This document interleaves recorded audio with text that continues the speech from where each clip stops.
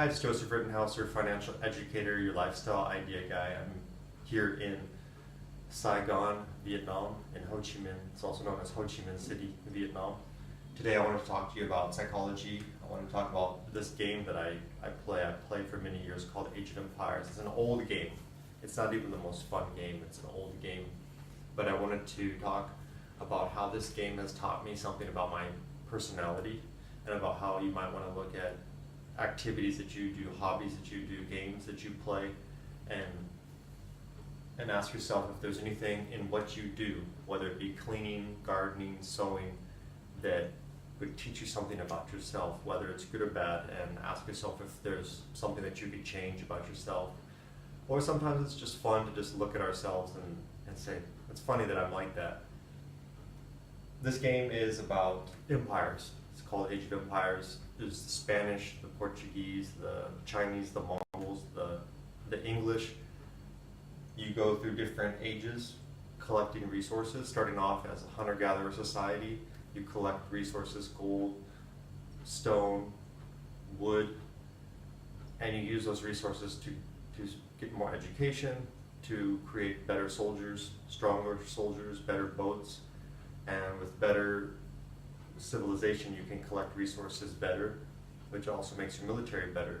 This game is supposed to be about empires fighting against each other. The way you win is your empire goes through the ages, it develops, it gets stronger, and then you attack the other players and then you win. You can play it online with other people. You can also play it against the computer. I only played against the computer.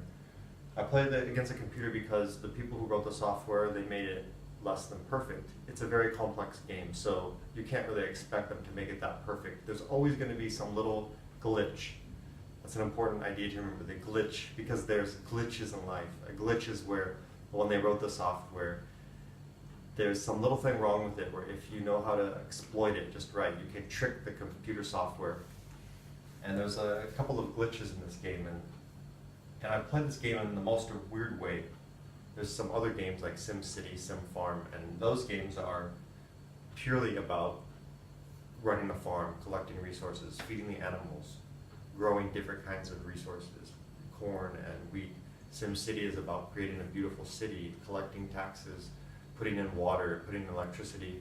But for some reason I'd really like to play Age of Empires. And for me it's like mental candy. The other day I was learning Vietnamese, taking a Vietnamese lesson, and my head was just kind of tired of the whole language thing. I'd been out walking and I had been out a lot and I wanted to come back to the hotel. I'm just living in a hotel here. And for me to get this game out, I know I'm gonna win, I always win. But for me it's some sort of like it's kind of like riding a bicycle where after you do this thing, you come back a little bit relaxed because you've done some sort of exercise, some mental thing that feels good. For some men, maybe it's to go for a drive in the car. For some reason, just after a man goes for a drive in his car, when he comes back home, he feels like his brain has reset. And for me, when I play this game, it's a 4-hour game, so it can go even longer than that, sometimes 4 to 6 hour game. And I just sit there collecting resources, converting resources, improving education, improving my soldiers. And I don't even play it the way you're supposed to play it. You're supposed to gather resources and attack the other empires as fast as possible in order to win. But the way I play this game is I like to play on islands. I like to play on islands because I know I'm not good at attacking you face to face. I'm not that quick. It's not the style of gameplay that I want. I like to make a nice looking city. I like to collect a lot of resources. I don't like to go into a battle until I know I'm going to win for sure. I can't lose. But that's not really how you're supposed to play. You're supposed to play, build your military as fast as possible and start attacking and win. And I play it in my own way, which is about not fighting. It's about collecting resources and becoming this big, powerful thing, and only moving forward when I know I have complete control of the situation and I will not lose, and I can replenish my soldiers and workers if I need to.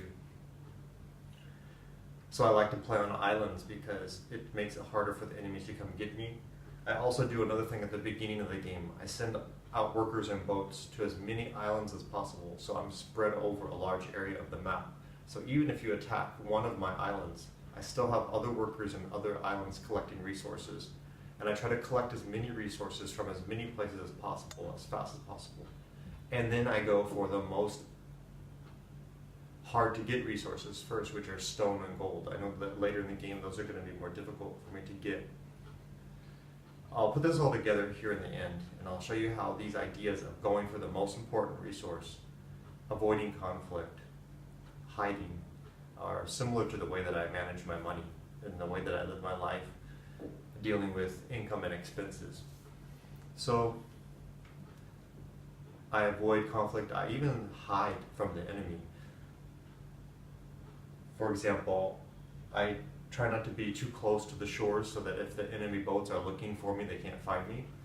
I also try to send a lot of workers onto one little island so that I can hurry up and get all of the gold or the stone from the island and get off of it as fast as possible. Because the more my people are out, the more vulnerable I am, because I don't have military set up there, because I don't like to fight and have the military, so I know I will lose. I only have purely workers who are very defenseless, gathering resources. After I've taken all the gold and stone and wood from all these little islands, I bring all my workers back to my main island, and then I continue to build my society there on the main island. As the ages progress, I start to have spies. I send spies to see where the enemy is, so I don't have to actually attack and find out where you're at. I can pay for spies to tell me where the enemy is at. That way I'm still avoiding conflict, because remember, I'm not good at just fighting directly with their enemy. The enemy is too fast and too, I play on the hardest level, and they'll replenish their resources so fast. I'll most certainly be very weakened or maybe even lose. Once I have spies over there on the enemy's islands, I have boats all around their island. And I will see where their military is not. If their military is not here, I'll send my soldiers in, my most powerful soldiers, my fastest soldiers in to attack their workers. Attack the workers, attack the places where they gather their stone, their wood, and their gold. That way I cut off their supply of gathering resources. I don't even try to attack their soldiers. So I take out their empire from the inside out. What I'm doing is I'm setting it up so that later when I attack their military, they have no way of replenishing their soldiers. And then I know I can win, and I don't have to pit my empire purely against the speed, because remember, it's software. It's the computer just collecting resources automatically, quickly, efficiently, and I'm a human sitting there trying to tell my workers, go get wood, go get gold, go get stone. So the computer on the hardest level will almost certainly win, or it'll be a very difficult battle. So I start to chip away at their society. Then their soldiers go over to attack my people. I get on the boat, I leave, and then I send my soldiers in on the other side of the island to attack their resources from the other side. And I just keep doing this, avoiding direct conflict. When it gets to a point where they have no more workers, they can't replenish their resources, they can't build new buildings, then I lure their navy far away from home, so it's hard for them to defend the boats, and I don't get near their coastal defenses. Then I try to get their boats in a line so they're pretty vulnerable, and I just attack their boats. And I've already prepared a trap for the boats, so I take out their entire navy, I surround their island with my military, and in this game, it's a fighting game, but I noticed the value of the worker. The simple worker can, just like the soldier can destroy. So I can send a soldier to destroy your castle, but I can also use this weak, small worker, which in my mind is actually very important. The worker is so important because the worker can build towers and castles around your castles just as fast as my soldiers could go in and attack. So the way I think of it is, just because a small worker is a worker does not mean that they're invaluable. And even the smallest unit of a person can do something very powerful in this game. So once I've taken out the military, then I start to systematically just go in and take out the enemy's resources in a systematic way. First taking away their resources, ability to replenish resources, then I take out their castles, which have the ability to produce trebuchets, and trebuchets can really do damage to my big buildings, my castles. They can destroy my castles quickly, so I take those out first. And in a systematic way, I attack their most important buildings first. And then finally, they can't replenish their soldiers. They can't make new soldiers, they can't make new navies because I've destroyed their docks by that point. And then I just slowly close in and I win, and I always win. And the way this is related to the way I live my life is I'm sitting here playing this game for years, and I thought that's kind of how I live my life. I hide from the enemy. I'm not a clever person, so I don't try to go out and start small businesses. I don't try to get the PhD. It doesn't feel right to go to school for that many years. It's not me, and I feel that's not the way I want to win the game. Remember, life is it's a money game. It's a happiness game. You can plan your happiness. You can decide how you want to be happy and make it happen like that. You can decide how you want to make your money and make it happen like that. The kind of life you want to have and make it happen if you plan it out. And when I played this game, it showed me something about myself, that I hide from direct conflict. Look at me now. I'm in Vietnam. This hotel costs $390 a month. Food is costing me $3, $4, $5 per meal. Coffee costs me $2 per coffee. That's me being defensive and hiding. I'm staying away from the enemy, which is expenses back in California and back in the United States, while I'm building up my resources, which is purchasing more rental properties, purchasing more apartment complexes with partners. And I always win the game the same way every time, and that's just saving money, working with partners, saving money, working with partners. There's two ways I could win the game of money, in that I could purchase single family houses, which would require a little bit of hands-on. I'd probably need to go back to the US and actually be more hands-on, or there's an even more simple, more effective way for me right now, which is to just put my money with partners. And it's almost too easy, too effective, and when I say I'm going to win the game of life, what I mean is that it's pretty much a sure thing that you're going to be a millionaire, as long as you just keep putting your money back into apartment complexes. That's not the hard thing. The hard thing is not making money. The hard thing is the lifestyle, the perspective on life around making the money. So I'm winning at the game of life.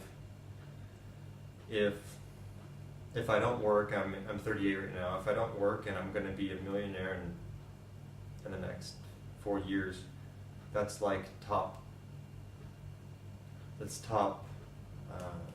5% of the population can do something like that. So you could say that I'm winning the game of life when it comes to money and resources. So I play this game and I'm defensive. I don't even play it the right way, and that's kind of how I live my life too. I've never played the life game the way it's supposed to be played. Get education, get a job, try to just pound out the hours, and you're gonna get your retirement, and you're gonna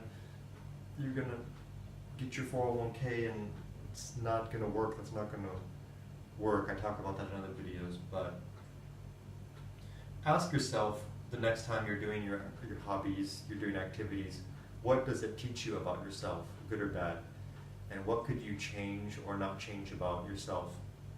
When I play this game, I can see my defensive strategy to life, and I can see how I avoid direct conflict, how I would rather create a beautiful looking city. I would rather collect resources than actually just be quick and attack and go head on with the enemy. and that's how I manage my money.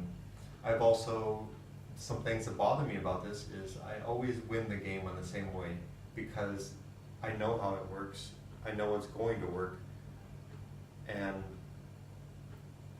it feels good to my brain. So ask yourself, what is it that you're doing that feels good to your brain, but it's more of your personality's habits? And maybe I should play the game differently. Maybe I should play the game of life differently, and I should start learning how to be more hands-on.